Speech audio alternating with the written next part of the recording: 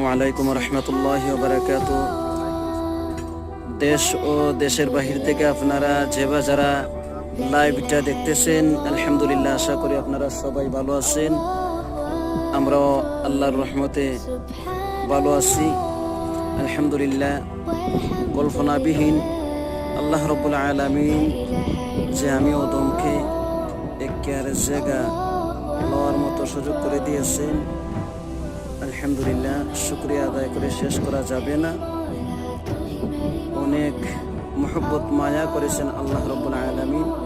তাই আজকে জায়গার ফিরার গাতার জন্য আমরা সবাই এসেছি। আপনারা সবাই মন থেকে দোয়া করবেন যেন আল্লাহ রাব্বুল আলামিন আমাকে এই জায়গার মধ্যে মাটি খাটিয়ে ভিট বাড়ি করার মতো সুযোগ করে দেন।